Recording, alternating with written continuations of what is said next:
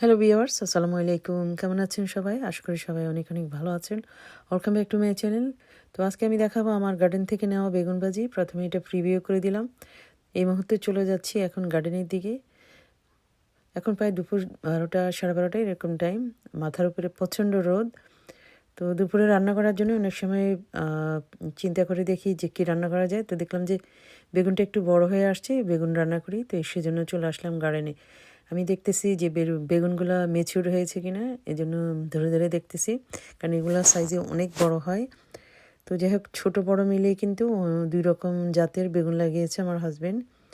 অনেক সময় দেখা যাচ্ছে মনের ভুলে বা অনেক সময় চেক করা হয় না, তো অনেক বেগুন অনেক সময় পচে থাকে।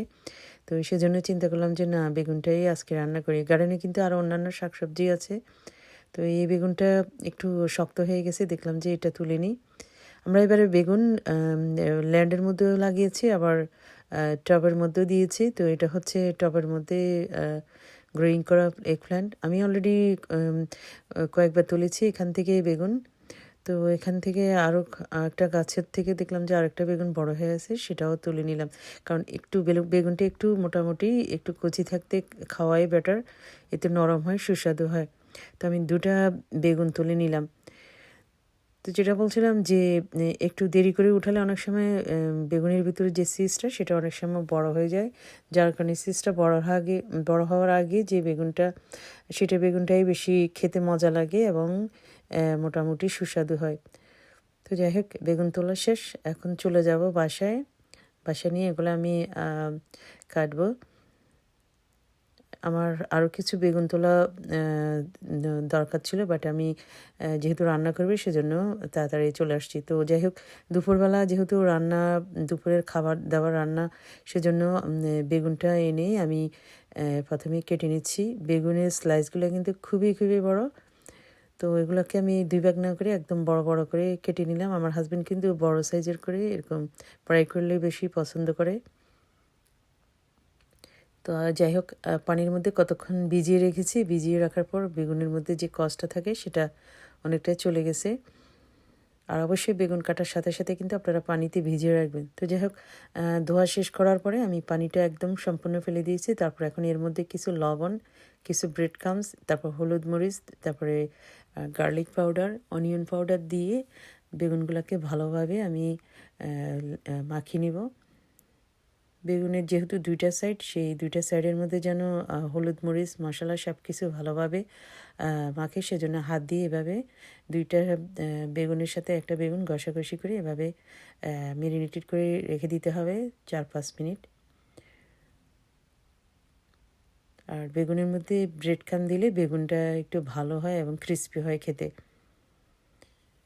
তো যাই হোক, এখন মেরিনেট করা শেষ। এখন আমি ফ্রাই করে নিব। তো একটা ফ্রাই প্যানের মধ্যে হালকা একটু তেল দিয়ে দিয়েছি। তেল দেওয়ার পরে তেলটা একটু গরম হওয়ার পরে আমি এখন বেগুনের পিসগুলো আস্তে আস্তে অ্যাড করে দিচ্ছি।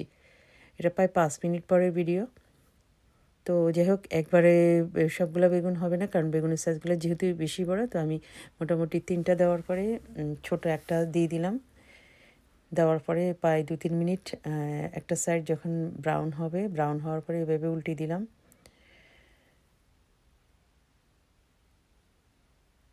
আর বেগুন সবসময় যখন তেলের মধ্যে ভাজা হবে, যদি ডিপ অয়েলে না ফ্রাই করে আপনারা কম তেলে ভাজেন, তাহলে কিন্তু বেগুনটা একটু পরপর অর্থাৎ অল্প সময়ের মধ্যে উল্টে দিতে হবে, নাহলে কিন্তু একটা সাইডেই তেলটা সব চুষে নিবে। তো আমি যাই হোক, ভাজতে ভাজতে দেখলাম যে বেগুন থেকে তেল বের হচ্ছে। এখন আরেকটা সাইড আবার উল্টে দিলাম। আর চুলার আগুনটা কিন্তু আমি একদম মিডিয়াম এবং লোতে রেখে রেখে ভাজি করতেছি, কারণ হচ্ছে বেগুনটা যেন পোড়া না যায় সেই দিকে খেয়াল করে বেগুনটা ভাজতেছি। কারণ বেশি পোড়া গেলে কিন্তু বেগুন খেতে আবার তিতা হয়ে যায়।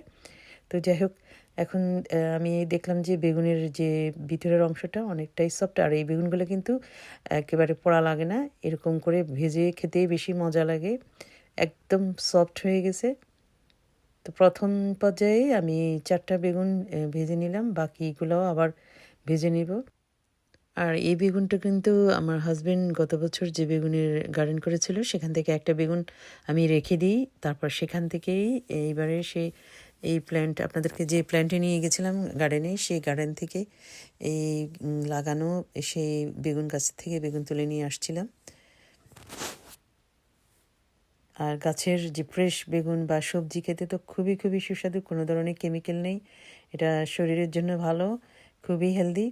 তো যাই হোক, বেগুন ভাজা শেষ, পরবর্তী ধাপের বেগুনগুলো তুলে নিলাম। তারপরে এখন আমি এটা ব্রেডের সাথে খাবো। আপনারা চাইলে কিন্তু ভাত ডাল বা যে কোনো কিছুর সাথে এই বেগুন ভাজি খেতে পারেন, পোলাওর সাথে খাওয়া যায়। তো আমি খাচ্ছি আজকে গার্লিক ব্রেড দিয়ে, আপনারা চাইলে যে কোনো ধরনের প্লেন ব্রেড দিয়েও খেতে পারেন। তো এইভাবে ব্রেডের মধ্যে একটা বেগুন রেখে তারপরে এটাকে স্যান্ডউইচের মতো খেতে খুবই মজা, খুবই সুস্বাদু। আর বেগুনটা এতটাই সফট, এতটাই মানে মোমের মতো গলে গিয়েছে। আমি এখন খাচ্ছি, আর এই তো একে একে খাচ্ছি।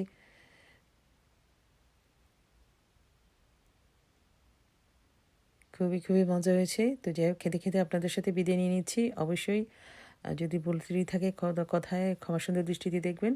আর ইনশাল্লাহ নেক্সট টাইম আবার অন্য একটা ভিডিও নিয়ে আসবো। সে পর্যন্ত ভালো থাকবেন, সুস্থ থাকবেন। আল্লাহ হাফেজ।